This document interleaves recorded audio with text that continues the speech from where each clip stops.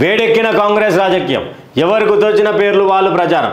నేను హోం అంటూ రాజగోపాల్ రెడ్డి సంతోషం విజయశాంతికే దక్కుతుందని ఒక వర్గం, విజయశాంతికి ఎలా ఇచ్చారని మరో వర్గం సంశయం. అన్ని జిల్లాల్లో పెరుగుతున్న ఆందోళన. నాకు ఇవ్వకుంటే రాజీనామా అంటున్న మల్రెడ్డి రంగారెడ్డి, ప్రేమ్ సాగర్ రావుకు నాకు ఇవ్వాలంటూ పట్టు. జూపల్లిని తప్పించి ప్రేమ్ సాగర్ రావు ఇస్తారని లెక్కలు. కొండా సురేఖపై కత్తి కడుతున్న వరంగల్ వర్గం. బీసీలకు అన్యాయం జరిగితే ఊరుకునే లేదంటున్న కొండా వర్గం. నల్గొండ మాదే అంటున్న కోమరెడ్డి వర్గం. కోదాడ ఎమ్మెల్యే ఉత్తమ్ పద్మకు చోటు కల్పించాలని విన్నపం. అంతా గందరగోళం, పదవులకి సొంతం. మైనార్టీలకు స్థానం దక్కపోతే ఊరుకునే లేదంటున్నారు. వాకిటి శ్రీహరికి బెర్త్ ఖాయమంటున్నారు. రాష్ట్ర నాయకులు ఇచ్చిన లిస్ట్ ఇంకా ఫైనల్ కాలేదంటున్నారు. మీనాక్షి నటరాజన్ సూచించే వారికి పదవులు అంటున్నారు. ఎమ్మెల్సీల లాగానే అధిష్టానమే ఫైనల్ అంటున్నారు. రోజుకోటితో రాజకీయం రంజుగా మారుస్తున్నారు. నేనే హోం, నువ్వే హోం, మీ అన్ననే డిప్యూటీ, మీ అన్న సీఎం, మీ కొడుకు మంత్రి, మీ ఇంటికే పరిమితం చేసుకోరు. ఇక కొండా సురేఖ గారు దేవాదాయ శాఖ మంత్రి వర్యులు. దేవుళ్ళ గురించి తెలియదు, దేవుళ్ళ సొమ్ము గురించి తెలియదు, దేవుళ్ళ సొమ్మే తినడు తెలుసు. ఇక విజయశాంతి గారు తెలంగాణ ఉద్యమ నాయకురాలు.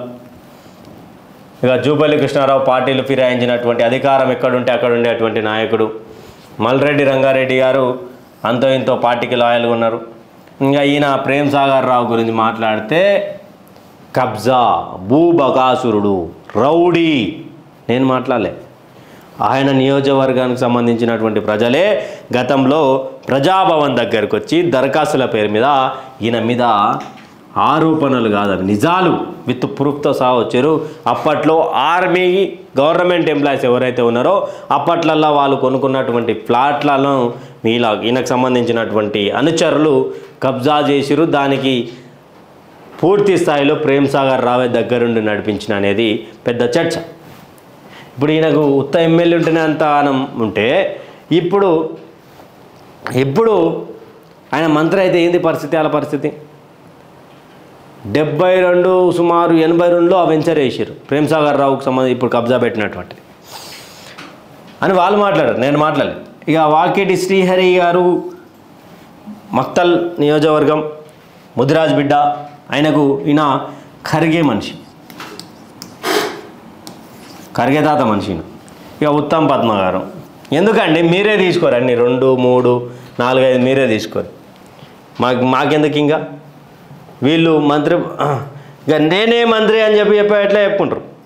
నేనే మంత్రి, ఇక ఎంతవరకు అయితే అంతవరకే. నేనే హోమ్ అని చెప్పి రాజగోపాల్ రెడ్డి నేనే హోమ్ అని, నాకు మంత్రి పదవి చెప్తే నేను బయటికి పోతాను. ఇంకొకరు ఈ సమస్యలు గిమస్యలు వద్దు, మాకు మంత్రి పదవి కావాలి. మరి చూడాలి ఈ పదవి కోసం అయితే ఎంతమంది. నాకు తెలిసి మీనాక్షి నటరాజన్ గారు సిన్సియర్, ఒక కరుడు కట్టినటువంటి కార్యకర్త కాబట్టి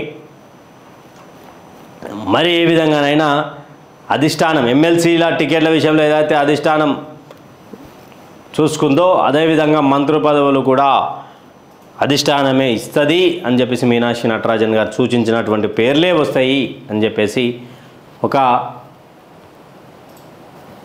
ఆలోచన అయితే ఉందంట కాంగ్రెస్ పార్టీ కాడ. మరి ఎవరు ఆ 4, 5?